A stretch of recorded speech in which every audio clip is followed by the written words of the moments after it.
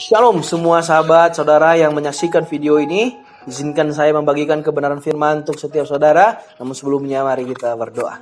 Tuhan Yesus yang baik, kami mohon belas kasihan Tuhan. Kiranya Tuhan mau berkenan untuk mengurapi setiap kami, sehingga setiap pesan yang akan kami dengarkan itu boleh mengubahkan kehidupan kami. Dalam nama Tuhan Yesus. Amin, amin, amin. Tema kali ini yang akan saya bagikan untuk setiap kita adalah udah ikut Tuhan, kok gak ada perubahan? Udah ikut Tuhan, kok gak ada perubahan? Sebuah pertanyaan yang jarang sekali kita tanyakan kepada diri kita sendiri. Benar apa benar? Tentu aja benar ya. Kita cenderung bertanya, dan banyak orang cenderung hanya bertanya, saya udah ikut Tuhan, tapi kenapa kok saya masih mengalami penderitaan? Saya udah ikut Tuhan, tapi kenapa kok sakit saya belum disembuhkan? Saya sudah memberikan persembahan secara rutin, tapi kenapa kok Tuhan gak balaskan berlipat-lipat kali-kali ganda? Tapi kenapa kok saya belum mengalami promosi naik jabatan? Bukankah hal itu yang sering dipertanyakan? Bahkan tidak sedikit orang kecewa dan meninggalkan Tuhan karena pertanyaan tersebut.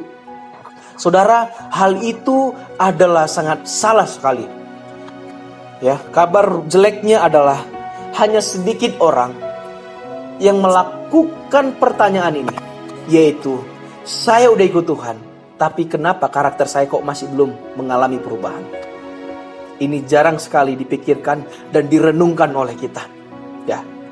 Jarang sekali orang bertanya, saya udah ikut Tuhan, tapi kenapa kok saya masih jadi orang yang pemarah? Saya udah ikut Tuhan, tapi kenapa kok saya sulit mengampuni? Saya udah ikut Tuhan, tapi kenapa kok saya masih bisa gampang sekali bohong dan tidak jujur? Saya udah ikut Tuhan, tapi kenapa kok saya masih bisa selingkuh, melakukan hubungan seks luar nikah, gampar sana sini, sikut sana sini untuk naikkan nama pribadi? Padahal saya udah mengikut Tuhan, saya udah melayani Tuhan, tapi kenapa kok saya masih seperti ini? Bukankah hal ini jarang sekali kita pertanyakan, kita renungkan di dalam hidup kita sendiri? Jangan heran apabila hal itu terjadi. Semua itu justru sedang memberitahu kepada kita, dampak daripada dosa itu sungguh-sungguh nyata. Dan hal itu juga memberitahu kepada kita bahwa orang tersebut sedang tidak mencintai Tuhan. Kita lihat ayatnya. Markus 3 ayat 14 dan 19. Ayat yang ke-14.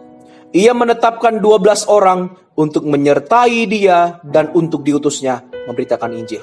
Ayat yang ke-19. Dan Yudas Iskariot yang mengkhianati dia. Jadi ini sebuah cerita yang menceritakan kepada kita bahwa ada 12 orang yang ditetapkan oleh Yesus untuk mengikut dia. Di dalamnya terdapati bernama Yudas Iskariot, seorang pengikut Yesus. Tetapi Alkitab berkata bahwa Yudas mengkhianati Yesus. Di ayat yang ke-19 tadi. Saudara, Yudas sudah mengikut langsung Tuhan Yesus. Yudas sudah melihat bagaimana Yesus melakukan mujizat. Yudas sudah melihat bagaimana Yesus mengajar. Yudas sudah melihat bagaimana Yesus memberikan sikap respon kepada orang-orang yang berlaku jahat kepada dia. Tapi kenapa kok Yudas gak mengalami perubahan? Berbeda dengan Bapak Abraham. Bapak Abraham belum pernah lihat Yesus. Bapak Abraham belum pernah lihat Yesus melakukan mujizat. Tapi kenapa kehidupan Bapak Abraham jauh lebih mulia daripada Yudas Iskariot yang padahal sudah pernah makan sama Yesus, yang sudah pernah bobok ciang sama Yesus. Tapi kenapa kok Yudas hidupnya nggak mengalami perubahan? Saya catat seperti ini.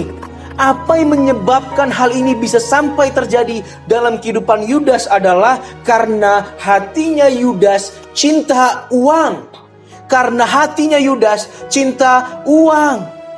Bukan saya yang berkata saudara, tapi kita lihat ayatnya. Yohanes 12 ayat yang ke-6. Hal itu dikatakannya bukan karena ia, yaitu Yudas, memperhatikan nasib orang-orang miskin, melainkan karena ia adalah seorang pencuri. Ia sering mengambil uang yang disimpan dalam kas yang dipegangnya. Jadi berdasarkan ayat ini kita tahu bahwa Yudas adalah seorang pencuri. Hatinya cinta uang. Sehingga ketika Yudas mengikut Tuhan Yesus, dia cuman untuk keuntungan diri sendiri, cuman untuk kepentingan diri sendiri, cuman untuk kepemuasan dirinya sendiri. Sehingga tidak heran Yudas tidak mengalami transformasi ilahi di dalam hati. Ya. ketika kita melayani Tuhan, ketika kita mengikut Tuhan. Kalau kita lakukan semua itu cuman untuk keuntungan dan kepemuasan diri kita sendiri, kita tidak akan pernah mengalami transformasi ilahi, melainkan kita akan menjadi juga seperti Yudas. Kita akan menjadi seperti Yudas apabila kita mengikut Tuhan cuman untuk kepentingan diri, cuman untuk visi sendiri. Kita udah bangun nih tujuan hidup kita, visi kita seperti ini, kita gunakan Tuhan untuk menggenapi semua ini. Kita ikut Tuhan supaya mimpi-mimpi kita tergenapi.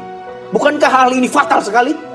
Seharusnya kita mengikut Tuhan untuk menggenapi apa yang menjadi mimpi Tuhan dalam kehidupan kita. Saudara, hal ini jarang sekali direnungkan. Banyak orang sekarang sedang melakukan hal ini. Mereka menetapkan inilah mimpiku, inilah mimpiku, inilah visiku, inilah visiku. Bagaimana ya visiku agar bisa tergenapi? Dia gunakan Tuhan. Oh, ada Tuhan yang bisa menolongku untuk menggenapi semua mimpi-mimpiku. Mimpi Tuhan nanti dulu, mimpiku dulu. Ya, apabila hal itu yang terjadi dalam kehidupan kita, kita tidak akan pernah mengalami perubahan. Padahal kita udah mengikut Tuhan, bahkan melayani Tuhan. Mari kita renungkan hal ini.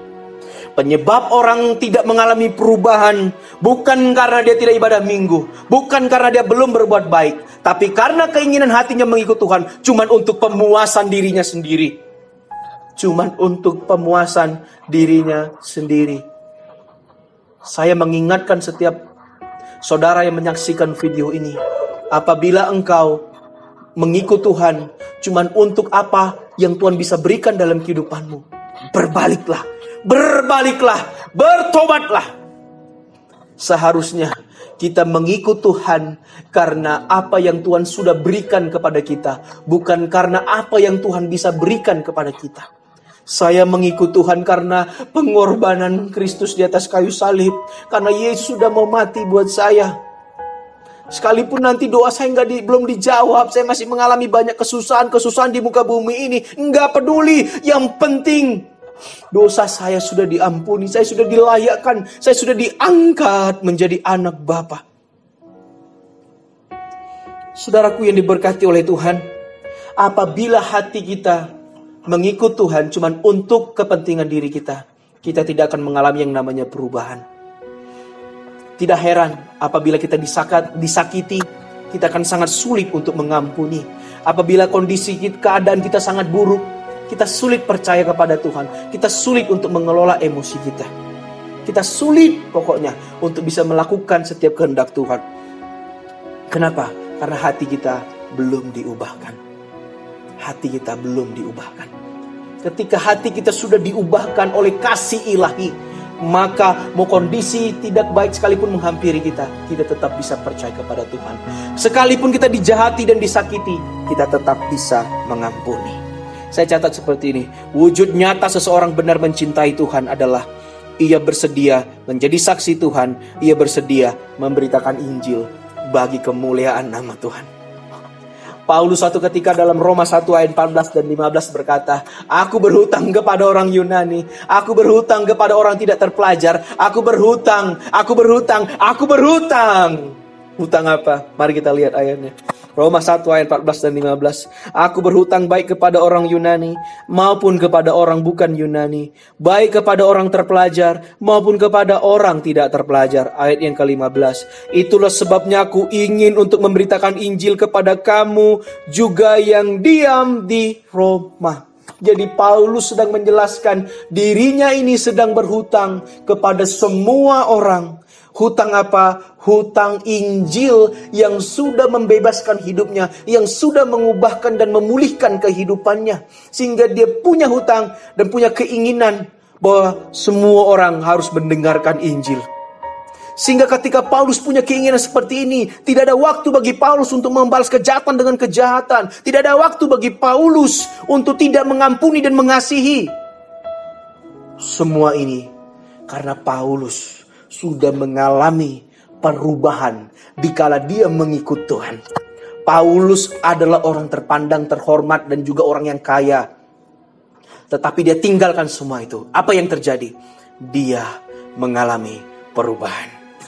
Dia mengalami jamahan Tuhan. Lalu sikap seperti apa yang harusnya kita miliki agar mengalami perubahan ketika mengikut Tuhan? Kita lihat peristiwa kehidupan Raja Daud. Sebelum Raja Daud menjadi raja dan terkenal dihormati bagi banyak orang, dia hanyalah seorang gembala kambing domba 2-3 ekor. Dikala Daud mengikut Tuhan, dia mengalami perubahan. Kenapa? Karena yang dia inginkan adalah cuman Tuhan, cuman menyenangkan hati Tuhan, cuman mendapatkan pujian dari Tuhan. Sehingga tidak heran Daud mengalami perubahan dikala dia mengikut Tuhan dalam kehidupannya. Saudaraku yang diberkati Tuhan, kalau kita mungkin berpikir, oh saya ikut Tuhan gak ada masalah. Tunggu dulu, lihat ayat ini. 2 Samuel 5 ayat 17. Ketika didengar orang Filistin bahwa Daud telah diurapi menjadi raja atas Israel, maka majulah semua orang Filistin untuk menangkap Daud. Tetapi Daud mendengar hal itu, lalu ia pergi ke kubu pertahanan. Lihat, ketika Daud diurapi, bukan kondisi yang membuat dia nyaman yang terjadi. Justru Daud malah pengen ditangkap dan dibunuh oleh orang Filistin. Saudaraku yang diberkati oleh Tuhan, kalau engkau saat ini mengikut Tuhan dan ada di fase yang benar-benar banyak kesulitan yang kita alami, ya, jangan tinggalkan Tuhan. Jangan berpikiran negatif kepada Tuhan. Ya, ketika Daud mengikut Tuhan, fokusnya cuma untuk menyenangkan Tuhan. Yang terjadi adalah hidupnya mengalami perubahan daripada Tuhan. Dia malah diurapi menjadi raja. Yang dia tidak pernah inginkan dalam kehidupannya adalah menjadi raja. Justru malah itu yang didapatinya. Itu sebab saudaraku yang diberkati Tuhan, ketika kita mengikut Tuhan dengan motivasi hanya untuk menyenangkan Tuhan, supaya untuk mendapatkan pujian daripada Tuhan, hidup kita akan diubahkan. Bukan hanya itu aja, kita akan juga mengalami sesuatu yang baik yang tidak pernah kita pikirkan, yang tidak pernah kita harapkan. Itulah yang terjadi kepada kehidupan Raja Daud. Raja Daud mengikut Tuhan dengan tulus. Raja Daud mengikut Tuhan cuma untuk menyenangkan Tuhan. Yang terjadi apa dalam kehidupan Raja Daud? Hidupnya diubahkan menjadi seorang pemazmur yang sangat dipakai dan diurapi oleh Tuhan. Bukan hanya itu aja, malahan dia mendapatkan satu berkat yang luar biasa, tidak pernah dipikirkan dan tidak pernah dibayangkan dan diharapkan oleh Daud, adalah dia menjadi raja. Dia menjadi raja. Tetapi saudaraku yang diberkati oleh Tuhan, apabila kita ada di titik di mana mendapatkan sesuatu yang tidak pernah kita pikirkan, tetap andalkan Tuhan. Ketika Daud diurapi menjadi raja, kesusahan menghampirinya, kesulitan menghampiri kehidupannya. Sehingga saya catat seperti ini. Perubahan yang sejati akan lahir dalam hati orang yang tidak memprioritaskan bagaimana hidupnya menjadi kaya, menjadi terkenal, diakui dan dihormati. Tetapi ketika keinginan hatinya hanya untuk menyenangkan hati Tuhan dan dipuji oleh Tuhan. Kita akan mengalami perubahan yang sejati kalau kita punya keinginan hanya untuk mendapatkan pujian daripada Tuhan. Kita akan mengalami perubahan yang sejati kalau kita benar-benar punya keinginan hanya untuk menyenangkan hati Tuhan. Seorang milioner bernama Gary Vaynerchuk berkata, orang mengejar uang bukan kebahagiaan. Ketika kamu mengejar uang, kamu akan kalah. Kamu hanya akan begitu saja. Bahkan jika kamu mendapatkan uang, kamu tidak akan bahagia. Itu kata Gary Vaynerchuk. Kalau kata Erik Pasaribu seperti ini. Orang yang sangat mengejar kekayaan dan pengakuan sangat dekat dengan kehancuran. Berbeda dengan orang yang mengejar pujian dari Tuhan, akan mendapatkan kemuliaan di bumi dan di surga. Amin. Buat kebenaran firman Tuhan, kiranya ini boleh memberkati setiap kita, mengingatkan kepada setiap kita ikut Tuhan bukan karena apa yang Tuhan bisa berikan, tapi kita ikut Tuhan karena apa yang Dia sudah berikan. Punyailah keinginan hanya untuk menyenangkan dan mendapatkan pujian daripada Tuhan. Dari hal itu kita akan mengalami kemuliaan di bumi dan di sorga. Tuhan memberkati. Mari kita berdoa. Tuhan Yesus yang baik, kiranya Tuhan memberkati setiap pendengar, setiap jemaat, setiap saudara-saudara yang menyaksikan video ini. Biarlah setiap kami boleh benar-benar mengalami perubahan yang sejati dikala kami mengikut Tuhan. Hamba berdoa buat mereka yang menyaksikan video ini, kiranya jamahan Tuhan nyata atas kehidupan mereka. Mereka mengalami kuasa Tuhan yang mengubahkan kehidupan mereka. Apabila di antara mereka ada yang sakit, Tuhan, kiranya Tuhan menyembuhkannya di dalam nama Tuhan Yesus. Hamba ucapkan hal-hal baik boleh terjadi atas setiap saudara-saudara yang menyaksikan video ini. Terima kasih Tuhan, kemuliaan bagi namamu, dalam nama Yesus. Amin, amin, amin. Terima kasih buat setiap saudara yang sudah menyaksikan video ini. Apabila video ini memberkati saudara, jangan lupa untuk di-share kepada teman-temannya, saudara-saudara yang lainnya. Sampai ketemu di video berikutnya. Tuhan Yesus memberkati. Shalom.